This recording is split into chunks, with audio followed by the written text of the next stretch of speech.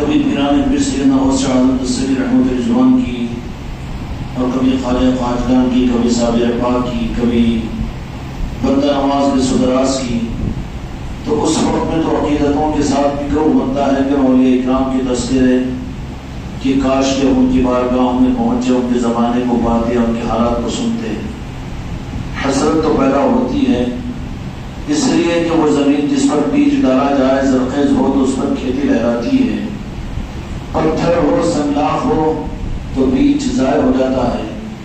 تو ذرہ برابر بھی اگر اولیاء اکرام کی محبتیں ہمارے قلوب میں ہوگی تو یقیناً یہ تمنا تو پیدا ہوگی کہ پیران پیر غوث اعظم کے واقعات کو اگر ہم سنتے ہیں، ان کے تصرفات کے، ان کی شفاعت کے، ان کی نوازشوں کے، ان کی عطاؤں کے، تو دل میں ایک تمنا تو یقیناً نیک دل ان کے دلوں میں پیدا ہو جاتی کہ کاش کہ ان کی خیرات کا کوئی ذرہ ہم کو بھی مل جائے، ان کے بارگاہ کی زیارت ہم کو بھی نصیب ہو جائے، یا ان کے زمانوں کی خیرات میں سے کوئی خیرات ہم کو بھی مل جائے۔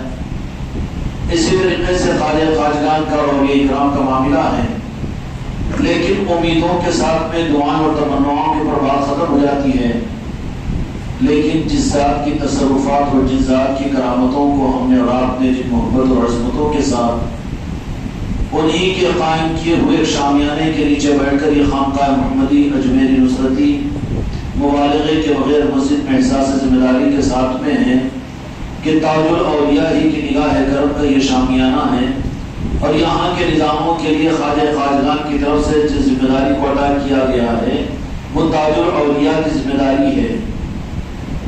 یہاں پر بیٹھ کر ہم نے جب یہ تاج الاولیاء کی نسبتوں کی ان ساری باتوں کو سنا تو پھر کسی کے لیے مشکل نہیں ہے، کوئی شقی اور بدنصیب بھی ہوگا، محرم الحرام کا مہینہ چل رہا ہے، حسرت پیدا ہوتی ہے کہ کربلا مولا کی زیارت کریں ہم، یہ کربلا کے میدان پر بھی ہم جائیں، مولا حسین علیہ السلام کے آستانے پر بھی پہنچے۔ یہ تمنا تو نیک دل اور نیک اور زرخیز زمین کی پہچان ہے۔ اگر یہ تمنا بھی پیدا نہیں ہو رہی ہے تو یہ گویا کہ زرخیز زمین نہیں ہے بلکہ سنگلاخ زمین ہے، پتھریلی زمین ہے۔ اگر یہ تمنا پیدا ہوئی ہے اور ہونا چاہیے، لیکن اس کے لیے ہماری تمنا اور امید تو اتنی جلد پوری نہیں ہو سکتی، لیکن جس شامیانے کے نیچے بیٹھ کر تاج الاولیاء کا تذکرہ یہاں پر ہوا، اگر کوئی ابھی ارادہ کرے تو 4 گھنٹے کے بعد اس چوکھٹ پر پہنچنا اس کے لیے آسان ہے۔ نہ کوئی پاسپورٹ کی ضرورت ہے، نہ کوئی ریزرویشن کی ضرورت ہے، نہ کوئی ایروپلین کی ضرورت ہے، نہ کوئی لمبے وقت کی ضرورت ہے، بلکہ عادل آباد میں ایسے لوگ بھی آپ کو مل جائیں گے ایک نہیں سبوں کی تعداد میں کہ جنہوں نے تاج الاولیاء کی بارگاہ میں یہاں سے پیدل سفر کیا ہے۔ عاشقوں کا معاملہ ہوتا ہے تو یہ تو وہ چیز ہے جس کو ہم حاصل کر سکتے ہیں، لیکن میرے بچوں برا نہ مانو، کہیں ان پر تصویروں میں تو ہمارا شمار نہیں ہے کہ ہم نے حیدرآباد کا سفر تو کیا، ہم نے بمبئی کا سفر تو کیا، لیکن ان تمنا کو پورا کرنے کے لیے کہیں تاج الورا ہم کو تو اپنی بارگاہ میں آنے سے تو روکے نہیں رکھے۔ کوئی وجہ نہیں ہے کہ اگر تمنا پیدا ہو جائے تو وہ سادات ہے، وہ نوازتے ضرور ہیں، ان کے پاس میں نہ جانا یہ ہماری اپنی وجہ نہیں ہوتی، بلکہ حقیقت یہ ہے کہ وہ نہیں بلانا چاہتے ہیں۔ جیسے کہ ارشاد فرمایا قبلہ میر اعجاز علی صاحب رضی اللہ علیہ نے کہ تاج الاولیاء کا نظام سلسلہ قادریہ کے فیضان کا بڑا عکاسی کرتا ہے۔ پیران پیر میرے سرکار غوث اعظم نے ایک مرتبہ جمعہ کے لیے اپنے مکان مبارک سے نکل کر مسجد کی طرف میں تشریف لے جا رہے تھے، تو معاملہ یہ ہوتا کہ راستے میں گھنٹوں لگ جاتے، لوگ عقیدتوں کے در میں آ کر سامنے پڑ جاتے، جھومتے اور دست بوسی کرتے، قدم بوسی کرتے بہت دیر اسی اعتبار سے، لیکن پیران پیر غوث اعظم دستگیر رحمۃ اللہ علیہ ہیں کہ معمول کے خلاف میں اپنے مکان مبارک سے نکل ہی نہیں رہے۔ مریدین اور خلفاء کو یہ احساس ہو رہا ہے کہ راستہ کم از کم گھنٹہ سوا گھنٹہ تو لگ جائے گا، اور جمعہ کا وقت تو قریب ہو رہا ہے، سرکار کا تو وہاں پر جمعہ کے پڑھانے کا مسئلہ ہے، لیکن سرکار ہے کہ نکل ہی نہیں رہے ہیں۔ ہوتا ہے جیسے پروفیشنل موزن ہے تو اس کی نظریں تو پوری گھڑی کے کانٹوں پر ہوتی ہے کہ کب عذاب دوں، کب جلدی پڑھوں اور کب جا کر اپنے بستر پر لوٹوں. اور جو عاشق ہوں گے تو ان کو تو کوئی فکر نہیں ہوگی، وہ کہیں گے کہ سب ہونے کے بعد کیوں دواخانے کو گئے ہیں تو وہاں پر آدمی یہ نہیں کہتا کہ چلو اپنی خواہش کی بنیاد پر جلدی سے میں بغیر علاج کے نکل جاؤں، یہ ممکن نہیں ہوتا. اسی طریقے سے مریدین اور خلفاء ان کے ذہنوں کے اندر بھی یہ ہے کہ سوا گھنٹہ 1.5 گھنٹہ تو پیرانے پیر غوث اعظم کو مسجد پہنچنے تک لگ جاتا ہے. کیا آپ نے کیا پڑھا ہے؟ یہود و نصارہ بھی سارے کے سارے فریفتہ ہوتے ہیں، ملاقاتیں ہوتی ہیں، دستگوشیاں ہوتی ہیں، قدم بوسیاں ہوتی ہیں.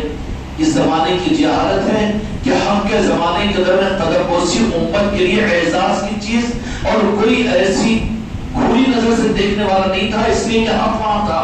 لیکن آج تو اصطلاحات بدل چکی ہیں، حق بہت چھپ چکا ہے، بدل کی چیزیں بہت زیادہ امت کے رخ موڑ چکی ہے.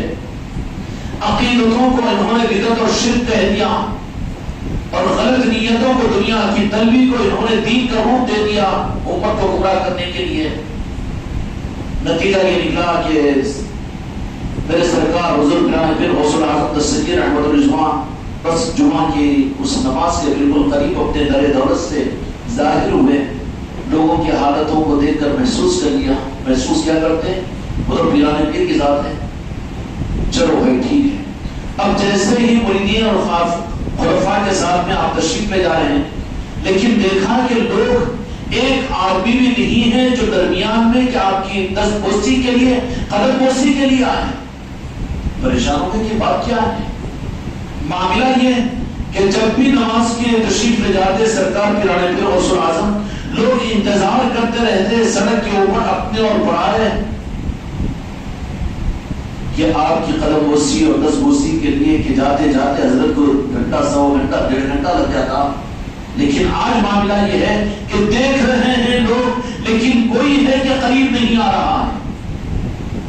معاملہ سمجھ میں نہیں آیا. سرکار نماز فراغت کے بعد میں پھر جیسے ہی مسجد مبارک سے باہر نکلے اور نکل کر جیسے ہی قدم مبارک باہر رکھا تو دیکھا کہ سبوں کا مجمع ہے جو پیرانے پیر کی بارگاہ میں آپ کے قدموں پر امڑ پڑا ہے. اور آتے آتے ہر گلی کے طرف گزرتے گھنٹوں لگ گئے ہیں. تو لوگوں کو دیکھ کے مسکرایا خلفاء اور مریدین کی طرف میں کہ کیوں پریشان ہو رہے ہو؟ تو سرکار ماجرا سمجھ میں نہیں آیا. تو کہا کہ کوئی لوگ آتے نہیں ہیں، ہم بلاتے ہیں تو آتے ہیں، اگر ہم نہ چاہے تو کوئی ایک بھی ہمارے پاس نہیں آئے گا. اولیاء کے تصرفات الگ ہوتے ہیں لیکن خدا کا قانون ہے. اللہ عمر دراز فرمائے. ہاشمی میاں سے ناگپور شریف میں ملاقات ہوئی ہماری. انہوں نے ایک بات عجیب کہی. یوں فرمایا، حدیث پاک سنیں کہ ذلت، علت اور ایک بات فرمائی کہ یہ 3 چیزیں اگر کسی کو نہ ملی ہو تو اللہ کے پاس میں مردود ہے.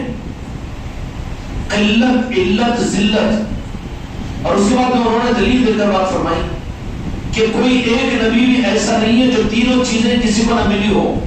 ہر نبی کے ساتھ میں قلت بھی ہے، علت بھی ہے، ذلت بھی ہے. اور یوں کہا اس حدیث کے متن کو بیان کر کے انہوں نے یوں فرمایا کہ اللہ تبارک و تعالی کسی اپنے دوست کو یا کسی اپنے محبوب بندے کو ان تینوں چیزوں میں سے کوئی چیز بغیر دے نہیں رکھتا.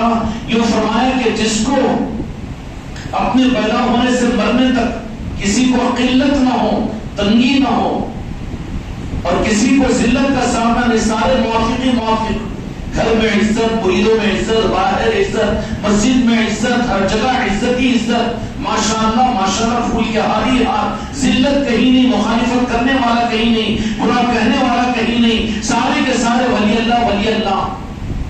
اور کسی کو قلت ہی نہ ہوئی ہو اور کسی کو ذلت ہی نہ ملی ہو، کسی کو تندرستی نہ ہوئی ہو تو وہ اللہ کی نگاہ میں محبوب نہیں بلکہ مردود ہے. اللہ کی نگاہ میں مردود ہے. مردودوں کے لیے تو ہو سکتا ہے کہ فرعون کو 750 برس زکام نہیں تھی، لیکن محبوبوں کے لیے کوئی ایک نبی بھی ان 3 چیزوں کے بغیر نہیں رہا. ایسے ہی اور یہ اکرام کا معاملہ بھی ہوتا ہے کہ خلق ان کو کیا ذلیل کر سکے، خلق ان کو کیا نقصان پہنچا سکے، خلق ان سے کیا حسد کر سکے، یہ تو ان کی پہچان ہوتی ہے۔ تاج الاولیاء کا معاملہ بھی سلسلہ قادریہ کے فیضان کو لے کر اس طرح کا معاملہ تھا کہ خلق ان کے پاس میں جب آتی تو جن کو چاہتے وہی، اور یہی چیز ان اولیاء کرام کے دنیا سے پردہ فرمانے کے بعد ان کے تصرفات ان کی حیات کے بالمقابل ان کے اس دنیا سے پردہ ہونے کے بعد بڑھ جاتے ہیں، کم نہیں ہوتے۔ عام دنیا داروں کے، عام دینداروں کے یاد دنیا میں کم ہو جاتی ہے، جیسا نے کہا حضرت قبلہ نے بھی، تذکرے کم ہو جاتے ہیں، یاد بھلا دی جاتی ہے، ان کا فیض ختم ہو جاتا ہے، ان کی لکھی ہوئی کتابیں پرانی الماریوں میں چلی جاتی ہے، اس کے بدل میں نئے لٹریچر، نئے نظام آ جاتے ہیں، نئی جماعتیں بن جاتی ہیں، نئے مسلک آ جاتے ہیں، اور پرانی چیزوں کو لوگ بھلا دیتے ہیں، اگرچہ کہ وہ اپنے زمانے میں دین کی تھی۔ لیکن اللہ والوں کا معاملہ کیا ہوتا ہے کہ ان کی حیات کے بھی مقابل جب وہ پردہ ہو جاتے ہیں تو ان کے فیضان کے رخ بڑھ جاتے ہیں، ان کا فیض اور بڑھ جاتا ہے۔ بعض عارفین نے لکھا کہ حیات کے بالمقابل 80% گنا ان اولیاء کا فیض جو ان کے وجود ظاہر میں ان کی زندگی میں ہوتا ہے، ان کے پردہ فرمانے کے بعد ان کے آستانوں کے قبروں سے دنیا میں پھیلتا ہے۔ اللہ کا قیامت تک کے لیے انتظام، اپنے دین کی حفاظت اور حق کی حفاظت کے لیے اور ایمان کی حقیقت اور معرفت کے دینے کے لیے اللہ کا نظام اپنے محبوب بندوں کے اولیاء کے آستانے اور مزارات ہے۔ اس لیے امت کو، انسانیت کو جوڑیے اللہ اولیاء کرام کے آستانوں سے، اولیاء کرام کے مزارات سے، تو یہ رخ حق کے جڑنے کے مترادف ہوگا، کیوں کہ وہ وہاں جائیں گے، ان کی محبت جب ان کے اندر پیدا ہوگی تو پھر معرفت کے چشموں کے قلب کے اندر میں پھوٹیں گے اور ان کے دلوں کے اندر میں نورانیت پیدا ہوگی، نور مدینہ ان کو ملے گا، عرش کا نور ان کو ملے گا۔ یہ بہت اہم ذریعہ ہے، لیکن شیطان تو شیطان ہے، ہر چیز کو قبول کیا جائے گا حق کے لیے، لیکن اولیاء کے مزارات کو نعوذ باللہ، اولیاء کرام کے تصرفات کو، حتیٰ کہ اس زمانے میں تو ان کی کرامتوں کو نہ بھلا دیا گیا، نعوذ باللہ ان کے آستانوں کی شناخت کو مٹا دینے کی کوشش کی جاتی ہے۔ لیکن خدا کا نظام ہے، انسانیت ہر زمانے میں اولیاء کے آستانوں سے مستفید ہوتی رہی ہے، اور حق امت کو جو ملتا رہے گا قیامت تک ان بزرگوں اور اولیاء کے آستانوں سے، ان کی چوکھٹوں سے ملتا رہے گا۔ خوش قسمت ہے وہ مسلمان، خوش قسمت ہے وہ انسان، اور خوش قسمت ہے ارے یہ تو اولیاء، تم اگر ہم اپنے آپ کو مسلمان کہتے ہیں، ہم پر تم پر تو دو ہی نظریں ہوں گی تاج الاولیاء کی، راجن شاہ ولی کی، لیکن وہ تو ایسے ثقیل ہے کہ اگر کوئی کافر و مشرک نہیں، اسلام کا دشمن بھی اگر ان کی در پر چل جاتا ہے تو اس کو بھی نوازتے ہیں۔ وہ جب ان کو نوازتے ہیں تو اپنے کو محروم کریں گے؟ ہاں، صرف ان کی نظر میں محروم وہ ہوتا ہے جو خود بھی فیض اور فائدہ حاصل نہ کرے، جان بوجھ کر اس فیض سے انسانیت کو روکے، وہ بدعقیدہ ان کی نظروں سے گر جاتا ہے۔ اس لیے احتیاط کرے اس معاملات کے اندر میں، یا اولیاء کے آستانے، اولیاء کے آستانے مستفید ہونے کے نظام ہیں، مستفید ہونے کے نظام ہیں، اور انسانیت کو مستفید کرنے کے نظام ہیں۔ اس لیے میرے دوستو، میرے بھائیوں، ان اولیاء کرام کے آستانوں کے مزارات پر بہت ضروری ہے، تاریخ ہے، پوری تاریخ ہے، ان تفصیلات میں جانے کا موقع نہیں۔ کرم ہے میرے تاج الاولیاء کا کہ یہ نظام اس خانقاہ محمدی میں عطا فرمایا کہ یہاں پر پنجتن پاک اور تمام اولیاء کی نسبتوں کی محفلیں ہوتی ہیں، اور محفلیں نہیں ہوتی بلکہ سند کے لیے ان بزرگوں نے یہاں پر ان نظاموں کو قائم کروا دیا کہ صرف تذکرے نہیں ہوں گے بلکہ ان کی محبتوں کی خیرات لے کر آنے والے ان کی مجلسوں میں ابھی انشاءاللہ چادر پاک اپنے سروں پر عقیدتوں کے ساتھ میں رکھیں گے۔ یہ کون سی سند ہے؟ یہ نسبتیں کون سی نسبت ہوتی ہے؟ یہ چادر وہ چادر ہے جو خود یہاں پر ہم نے، ہماری کیا اوقات تھی کہ لائے، لیکن میرے سرکار تاج الاولیاء نے خود یہاں پر اس چادر کو اپنے خانقاہ محمدی میں بھیجا، کیوں کہ سند دینے کے لیے بھیجی ہوئی چیز ہو، کہاں سے نہیں آئی یہاں پر، کیونکہ اس خانقاہ کے ساتھ میں بھی یہ رخ ان لوگوں کے علم میں ہے کہ برداشت نہیں ہوگی یہاں کا عروج اور یہاں کی ترقی اور یہاں کی نسبتیں، ان معاملات کے اندر لوگوں کو شک میں مبتلا کیا جائے گا. اس کے لیے میرے ان آقاؤں نے اس کی تصدیق کے لیے یہاں پر اپنے آستانوں کی چادروں کو بھیجا اور وہ سارے نظاموں کو یہاں پر قائم فرمایا. محرم الحرام کا مہینہ یا جو حسین کی محفلیں تمہارے گھروں میں چل رہی ہے، پوری خانقاہوں میں چل رہی ہے، سید امام زین العابدین رضی اللہ عنہ کی محفلیں ہوئی اور اسی کے ساتھ میں تاج الاولیاء کی نسبت کی محفل، اور ان محفلوں کے ساتھ میں یہاں پر یہ چادر پاک، یہ کون سی چیز ہوتی ہے؟ یہ تبرک ہے جس کو تاج الورا نے اپنی بارگاہ میں قبول کیا.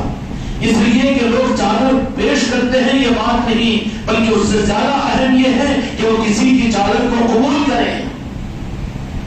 اپنی زندگیوں پر غور کر لیں. خود اچھے کپڑے پہنتے ہیں، اپنی اولادوں کو پہناتے ہیں، لیکن کتنی بڑی بدنصیبی کہ تیرے پیسوں میں تیرا وہ پیسہ حق کا نہیں ہے کہ جو پیسہ میرے اولیاء کے آستانوں پر چادر میں خرچ ہو جائے. کوئی کر نہیں سکتا وہاں جا کر. وہ جس کو چاہتے ہیں.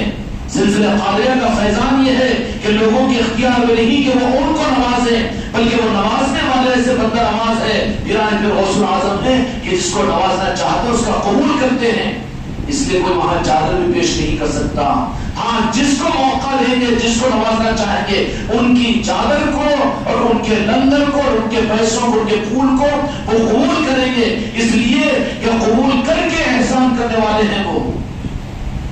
اس لیے الحمدللہ ثم الحمدللہ تحدیث نعمت کے اندر میں قافلہ خانقاہ محمدی کا اجمیر شریف کی طرف بھی انشاءاللہ عاشر و سفر میں ہوں گے. 19 اگست کو یہ قافلہ روانہ ہو رہا ہے. اجمیر شریف کی بارگاہ کی حاضری کا موقع ہے. خوش قسمتی ہے اور جن کو نہیں ملا اور جن کا ارادہ ابھی تک نہیں ہوا، میرے بھائی کو بغیر ارادے کے دواخانے میں 8 دن شریک ہو جاتے ہو، بغیر ارادے کے اپنی بیماریوں کے اوپر ہزاروں روپے خرچ کر لیتے ہو. خرچ کروانا نہیں ہے وہاں پر، لیکن پیچھے مت رہو، محروم مت رہو. یہ نہیں سوچنا کہ میں نہیں کر سکا، مجھ سے نہیں ہو سکا، میرا ریزرویشن نہیں ہوا. حقیقت یہ نہیں ہے، بلکہ ان کا تصرف یہ ہے کہ وہ بلانا نہیں چاہ رہے ہیں تو تو جا کہاں سکتا ہے، تیرا پیر لے جا کہاں سکتا ہے. بات اصل کیا ہے کہ وہ نہیں بلانا چاہ رہے ہو. ارے وہاں کی کیا بات ہے، لیکن کتنوں کے قدم ہیں جو اس آستانے پر شمالی کے پاس جانے سے رک جاتے ہیں، تاج الاولیاء کے پاس جانے سے رک جاتے ہیں. لیپ لپیٹ میں آپ منت بلا ہے، وہ چکر بھاگتا گھوڑا، بکرا بھی لے جاتا ہے ساتھ میں. منتی ہے، یہ دنیا پرست ہے. ایسوں کو یہ اولیاء دیکھتے ہیں تو خیرات تو دے دیتے ہیں، لیکن قدوت اس معاملے میں کہ دنیا کی محبت میں آیا ہے دنیا دار، یہ ہماری محبت میں نہیں آیا. منت و مرادوں کو جاتا ہے کہ نہیں جاتا، کرواتا ہے کہ نہیں کراتا ہے. کتنے وہاں پر کیا کیا نہیں نیاز ہے، وہ ہے کروائی اور سیدھے سے تو جا رہے ہیں. لیکن ہیلے کیا راب ہے، ہیلے کے بچے تو ان کی محبت میں بھی تو جانا سیکھ. رو رب العالمین سے مانگ یہ دولت کہ مجھے تاج الاولیاء کی بارگاہ میں جانے کا موقع کیوں نہیں مل رہا ہے. اپنے جسمانی چیک اپ کے لیے یوم کو جانا، اپنے جسمانی چیک اپ کے لیے حیدرآباد کو جانا، اور پھر شادی اور بیاہ کے دوران لوگوں کی تقریبات میں جانا، اور سب کچھ اس کے لیے مجھے موقع. لیکن کیا بدنصیبی ہے میری کہ مجھے اولیاء کی محبت میں سر کے بل جانے کا جہاں مقام ہے وہیں پر سہولت کے ساتھ میں تو پھر میں نہیں جا رہا ہوں. یہ بات صحیح نہیں ہے، بلکہ انہوں نے روک دیا کہ سب جگہ جا سکتا ہے لیکن میرے پاس میں نہیں آ سکتا. اس لیے جب انہوں نے روک دیا تو پھر نہیں، اگلے سال دیتا ہوں، اگلے مہینے میں دیتا ہوں، میں ایروپلین میں آ جاتا ہوں، ٹرین میں آ جاتا ہوں. ارے وہ تو راستہ ہے کہ سر کے بل جائے. تجھے تو اطلاع دی گئی، کیا تجھے 3 مہینے پہلے معلوم ہو چکا تھا کہ تو نہیں جا سکتا؟ تیری نیت میں خطرہ ہے، کیوں بلائیں گے تجھے؟ سلطان الدین غریب نواز تو نے پہلے سے تیاری نہیں کی. تیاری کر لیتا، اگر ماں باپ کا انتقال ہوتا تو رکتا تو واجبات کی. غریب نواز تجھے قبول کروا لیتے وہاں پر اور اپنے بارگاہ میں آنے والوں میں شامل کر لیتے. لیکن پہلے ہی سے میرے دل میں چور ہے تو کیوں بلائیں گے ان کو؟ وہ تو شہید شاہ ہے. اس لیے وقت گیا نہیں، ابھی اپنے ارادے کیجیے اور نیت کیجیے. اس خانقاہ میں وہ وقت بھی آیا، گزشتہ سال کتنوں نے کہا کہ ہم بھی چلنا چاہتے ہیں لیکن نہیں، غیر ملک کو ہم لے آ ہی نہیں سکے، اجازت ہی نہیں تھی. لیکن اب کے موقع ہے کہ جا سکتے ہیں. کہ جانے کی میں ترغیب نہیں دے رہا ہوں، یہ اولیاء کے نظام، اولیاء کے آستانوں کی حاضری، بزرگوں کی بارگاہوں میں پہنچنا، یہ کوئی لوکل دکان، چلر دکان نہیں ہے کہ چھوٹی دکان والے گراہکوں کو بلاتے ہیں.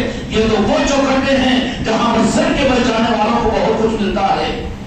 اس لیے میرے مرید، ان پر حق ہے میرا، یہ نہیں سر رکھے کہ ہم نہیں جا سک رہے، اب نہیں بڑا آپ میں دیکھیں گے.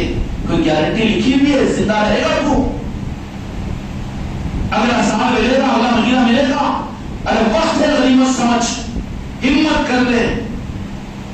نہیں وہ ٹرین میں کہاں، وہ ٹرین میں نہیں تو کسی بھی ٹرین میں، ناگپور چل جا، بمبئی چل جا، حیدرآباد چل جا، اور پھر بھوپال چل جا، آگرہ چل جا، وہاں سے اجمیر پہنچ جا.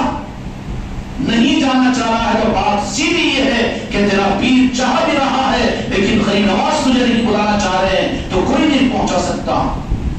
اس لیے بزرگوں کے تصرفات ہوتے ہیں، ان کی چادریں لوگ پیش کرتے ہیں، نہیں پیش نہیں کرتے ہیں، پیش نہیں کر سکتے، بلکہ وہ قبول کرتے ہیں. مسجد میں بیٹھ کر حلفیہ کہوں ایک بات راز کی کہ شروع ذرا ہم بھی برے ماحول سے نکل کر اس میں آئے تھے، وہی بدعقیدیوں کا ماحول تھا، لیکن عقیدہ ماں باپ کی وراثت میں ملا ہوا اولیاء کی محبت کے ساتھ میں تھا. اس لیے میرے بڑے بھائی مرحوم حاجی لیاقت علی صاحب، اللہ ان کی مغفرت کی درجات میں بلندی عطا فرمائے، سب کچھ پوری دنیا جانتی ہے کہ کتنی خدمتیں انہوں نے دین کی اور تبلیغ کے نام پہ لی. عادل آباد کو کوئی بوڑھے سے بوڑھا بھی وہ تبلیغ ان کے قدموں کی خیرات، ان کا صدقہ تھا، وہ انکار نہیں کر سکتا. لیکن وہ اولیاء کی محبت کا معاملہ کیا کہ عید کی نماز پڑھ کر وہ گھر کو نہیں آتے، پہلے راجیشا ولی کے پاس میں جاتے تھے. یہ وراثت میں ملی ہوئی چیز تھی، اور جہاں بھی جاتے وہ جس ملک جس علاقے میں بھی جاتے وہاں پر اولیاء کے آستانوں پر بال اہتمام حاضری دیا کرتے تھے. لیکن چونکہ ماحول کے توسعات ہوتے ہیں، سلطان الہند خواجہ خواجلان کی بارگاہ میں پہنچے ہوئے تھے اجمیر شریف میں. شروع کی بات ہے وہ، بالکل غریب نواز کو نوازنے کے نظام کچھ عجب ہوتے ہیں. تو پھول وغیرہ پیش کیے جا رہے تھے، جیسے آپ لوگوں کے کانوں میں بات پہنچتی ہے تو ذرا زیادہ زور سے بولنے والا، چیخ کر بولنے والا، گورا گھومتا اور ذرا حسین اور جمیل گورا تو ذرا بات اٹک جاتی ہے نا. تو لیکن مزاروں کے اوپر اتنے سبو کنٹل کے پھول روزانہ پھول پڑ رہے ہیں، ماشاءاللہ. یا غریب نواز معاف کیجیے، عقیدہ کچا نہیں تھا، لیکن خود ہم نے اپنی نظروں سے دیکھا کہ سلطان الہند غریب نواز پہنچے تھے پھول کو لے کر، اور غریب نواز اپنی چوکھٹ پر اپنے دستے مبارک سے پھولوں کو قبول کیا ہے. عقیدہ خراب ہوگا تو کفر پر موت ہوگی. لیکن جو حق ہے ہم پوری دنیا کے سامنے کہتے رہیں گے، چاہے تم کو ہم شیعہ اور رافضی کہیں اور چاہے تم ہم کو مشرک کہیں، کوئی پرواہ کی بات نہیں ہے. ہم نے تو فیصلہ کر لیا ہے، اپنے دستے مبارک سے پھولوں کو قبول کیا. اس کے بعد میں ہم نے توبہ کی ہے، کفر سے اپنے آپ کو پلٹایا ہے، گمراہی اور بدعقیدگی سے ایسے نکلے کہ مرنا گوارا ہے لیکن اس طرف میں دیکھنا ہم کو گوارا نہیں ہے. پھول کو اپنے دستے مبارک سے خود قبول کیا ہے. تو پتہ یہ چلا کہ وہ جن کو قبول کرنا چاہتے ہیں انہی کو بلاتے ہیں، انہی سے لیتے ہیں. کوئی حماقت نہیں کر سکتا کہ ہم نے چادر پیش کی، ہم نے پھول پیش کیا، ہم نے نیاز کی، ہم نے بکرے کٹایا، ہم نے مرغے کٹائے، ہم نے لگایا. ارے وہ تو مالک ہے دینے والے، تو بھکاری ہے، اپنی اوقات پہ ہے، ورنہ پھر تیرا آنا بھی وہاں مشکل ہو جائے گا. پھر یہ کہہ دے گا کہ عمرے کو جانا، اجمیر شریف کو کیوں جاتے؟ اچھا اجمیر کو کہیں کو جاتے، عمرے کو کیوں جاتے؟ ارے بدنصیب، تجھے کہاں معلوم حقیقتیں؟ عمرہ بھی جن کے صدقے میں ملا ہے وہی تو ان کے آل رسول قاجرات سلطان لی. وہاں جا کر بھی ان کا نہ ہو تو بہت سے علی اور اناد آل علی اور اولاد علی کی وجہ سے جنت میں نہیں جا سکتا. تو پھر اگر یہ اپنا بنا لے تو تجھے کیا مدینہ، کیا مدینہ پاک نہیں، کعبۃ اللہ کی عرش الہی تک پہنچا دیں گے. اس لیے امت کو اولیاء کے ساتھ ان کے عصمتوں کے نظاموں سے جوڑو، اپنے خاندانوں کے، اپنے اہل کو، اپنے بیوی بچوں کو، اور جہاں دیکھو کہ اولیاء کی عصمتوں کی کمی ہو، کینسر سمجھ کر اس کینسر سے بچاؤ قوم اور معاشرے کو، اولیاء کے پاس بھیجو. یہ اولیاء کی چادر وہ ہوتی ہے کہ جب ان کے مزاروں سے ان کی نسبت ہو جاتی ہے تو اس میں ان کی روحانیتوں کے اثرات اللہ لاج رکھتا ہے ان چیزوں کی. وہ جو تاج الاولیاء کی بارگاہ میں استعمال ہوئی ہے وہ چادر ہے جو تاج الاولیاء نے راست یہاں پر خانقاہ محمدی کو بھیجا.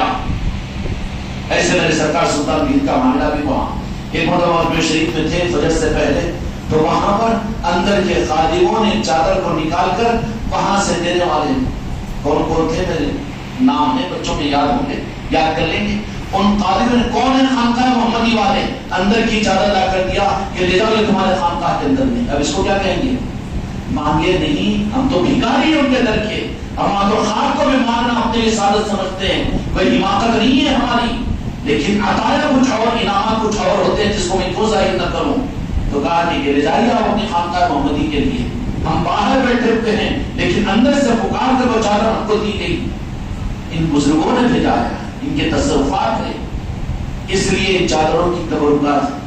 بہت سو کو بیچاروں کو بلائیں، لوگوں کو بھی، ارے یہ خانقاہ تبرک کی زیارت کرواتے ہیں، چادریں سب پہ رکھواتے ہیں، اور وہ اچھلتے کودتے ہیں، کپڑے اچھالتے ہیں، قدم بوسیاں کرا لیتے ہیں، شرک کرا. ارے تیرے منہ میں بھی کس کی بدعقیدوں کی زبان آ گئی، تو بھی شرک بولنا شروع کر دیا. مسجد میں شرک، ارے توبہ توبہ توبہ. ارے تم تو ظالموں مسجد کے شرک کی بات کیا کر رہے ہیں، اولیاء کے آستانوں کو شرک کا گڑھ کہہ رہے ہو، تمہاری جرات تو اتنی ہوگی. اجمیر کو شرک ہونا کہہ رہے ہو، تمہیں تم سے کیا امید کہ تم کسی کو کیا بخشو گے. اس لیے عظمتیں دو. اور یہ چادروں کے تقدس کا عالم یہ ہے کہ اس خانقاہ میں ایسے تجربات موجود ہے. گزشتہ سال نہیں 2 سال پہلے وہ شخصیتیں میری نظر میں ہیں کہ جو بہت پرانے آدمی عقیدت مند لیکن تاج الاولیاء ہی کی چادر تھی، وہاں بیٹھے ہوئے تھے. وہ نیا ٹیبل بنا ہوا تھا لوہے کا، لیکن یہاں پر لوگ اپنے سر کے اوپر اس چادر کو لے رہے تھے عقیدتوں کے ساتھ کر کے یوں آگے تڑے کر کے نیچے اتر کر جائے گے. اس تاریخ سے آج کی تاریخ گواہ ہے کہ وہ یہاں آ نہیں سکے، رخ کو موڑ دیا گیا. حالانکہ ہمارے محسن تھے زمانے کے اندر میں، ایسے ہی اس خانقاہ کے اندر میں وہ بدرسی 2 مستورات آئے تھے. انہوں نے بھی چادر پاک کو سر پہ رکھنا عقیدتوں کے ساتھ میں عمرے کو جا کے آئے تھے. دماغ خراب ہو چکا تھا، یہ کیا عقیدتوں کا اظہار بیان سننا اچھا ہے، تقریر سننا اچھا ہے، عقدے سننا اچھا ہے، اور نعرے پڑھنا اچھا ہے، لنگر کھانا اچھا ہے، مگر یہ کیا عقیدتوں کا. یہی تو اگر کھٹکتی ہے بات، یہی تو اگر کھٹکتی ہے. انہوں نے بھی بچایا اپنے آپ کو 2 مستورات اس تاریخ سے لے کر آج تک. حالانکہ وہ لوگ تھے جن کے گھر کا وہ فرد جو یہ قسم دلوایا تھا، کھانا تھا کہ ہم مرنے کے بعد تمہارے قدموں میں ہماری قبر پر ہم وصیت کریں گے. لیکن ایسے بھی آج ہمارا ان کا کوئی تعلق نہیں ہے. وہ عورتیں اس خانقاہ کے اندر میں اس طرح چادر کی. اس لیے اللہ واسطے ان بزرگوں کی نسبتوں کی چادریں، ان کی بارگاہوں میں جانے کی عظمتیں یا ان کے تصرفات اور ان کی کرامتیں اور ان کی محبتوں سے اللہ واسطے تمہارے لیے میرے لیے کچھ اپنا رخ نکل جائے گا. لیکن دوسروں کو مت روکو، برا مت کہو، بات پکڑ لی جائے گی، پھر راستہ کٹ ہو جائے گا، پھر کچھ راستہ نہیں نکلے گا، بلکہ روح کو ایسا پھیلے گے کہ ہم اندازہ نہیں کر سکتے. اس لیے انشاءاللہ ابھی تاج الاولیاء کی چادر کو آپ لوگوں کے لیے پیش کیا جائے گا. آپ لوگ عقیدت اور محبت کے ساتھ میں جتنا عقیدہ ہو اتنا فیض ہوگا. کچھ نہیں، کچھ کپڑا چھینا، کپڑا ہی ہے. جو استاد قرآن پاک پر لپٹے تو صرف قرآن پاک جو طائف کی کمپنی کا شائع کیا ہوا کراچی کی مکتب کا یہ لکھا ہوا ہے، اس وقت اگر جزات کی نسبت میں جائے تو قابل تعظیم ہے. تو پھر یہ بزرگوں کی اولیاء جہاں پر رب اور عرش کے انوارات جہاں پر جن پر برستے ہیں، وہ تو ان چادروں پر سے ان اولیاء کی بارگاہ میں پہنچتے ہیں. تو ان تبرکات کی اور ان چادروں کی نقلی بڑی محرومی کا باعث بنے گی. اس لیے میرے دوستوں، میرے بھائیوں اور میرے بزرگوں، انشاءاللہ ابھی تاج الاولیاء کی چادر یہ تمنا کرتے ہیں. 200 کلو میٹر کا کوئی فاصلہ نہیں. بیمار ہو تو 4 گھنٹے میں اپنے مریض کو لے کر چلے جاتے ہو. تم سوچو گے کتنی مرتبہ گئے، لیکن تاج الاولیاء کی محبت میں کم از کم 1 مرتبہ کوئی غرض نہیں، کوئی سفر نہیں. یا تاج الاولیاء تمہاری محبت میں آ رہا ہوں، ایسا بھی سفر غریب نواز کی بارگاہ کے اندر میں اپنی منتوں مرادوں کے لیے نہیں، اور کوئی اور میلے کے اندر میں اور بازار کو دیکھنے کے لیے نہیں، بلکہ آپ کی محبت میں میں آ رہا ہوں. ایسی دیوانگی کے ساتھ بھی تو ہم سفر کریں. وہ دیوانگی کے سفر کے اوپر ان کا جو فیضان ہوگا، اور ان کی جو نوازش ہوگی اس کا رخ کچھ اور ہوگا، وہ پختگی کچھ اور ہوگی. کیوں کہ آپ کے پاس مجبوری میں آنے والا آپ کے پاس الگ مقام رکھے گا، لیکن آپ کی محبت میں آنے والا آپ کو اس کو دستر نہیں بچھائیں گے بلکہ خود کا دل بچھا دیں گے اس کے سامنے. اس لیے میرے دوستوں میرے بھائیوں انشاءاللہ قافلہ بھی روانہ ہوگا تشریف کا. اس سے پہلے ہم کو موقع ہے یہ چادر پاک کی زیارت اس حسرت کے ساتھ میں کہ تاج الاولیاء آپ کی چادر پاک کی زیارت کر رہے ہیں، یہ دعا کرتے ہوئے کہ جلد سے جلد اپنی چوکھٹ پر بھی ہمیں بلا لیجیے اور وہاں کا بوسہ لینا اور وہاں اپنے ماتھے کو ٹیکنے کا موقع بھی ہمیں عطا کر دیجیے. اس دعا کے ساتھ میں انشاءاللہ اس چادر کو چھومیں گے اور پھر اپنے سر پر رکھیں گے. امید ہے کہ پھر راستے کھلیں گے. اللہ عظمتوں کے راستے پر اہل عظمت کو چلاتا ہے، بد عقیدوں کو پھر چلنے نہیں دیتا، راستوں کو کٹ کر دیتا ہے. میں نے مثالیں دے دی کہ جو خاندانی عقیدت مند تھے لیکن ذرا سا اعراض کیا کہ کیا نیا نظام شروع ہو گیا چادروں کو بھی سر میں لینا تعظیم کرنا، تو 2-3 سال کا وقت ہو چکا ہے کہ مسجد میں اور اس خانقاہ کے پروگرام میں وہ قدم نہیں رکھ سک رہے ہیں. اس لیے اگلا گرا پچھلا اٹھا ہوشیار، جو بھی ٹھیک ہے انشاءاللہ اس نیت اس دعا کے ساتھ اس چادر پاک و عظمت کے ساتھ میں اپنے سر پر رکھیں اور یہ دعا کریں کہ تاج الاولیاء آپ کی چادر کے ہم نے احترام کیا، اس عمل کے صدقے میں اپنی بارگاہ میں ہمیں بھی حاضری کی توفیق عطا کی تھی. اور یا تاج الاولیاء اپنے سرکار ہمارے آقا سلطان الہند کی چوکھٹ پر بھی حاضری سے ہمیں محروم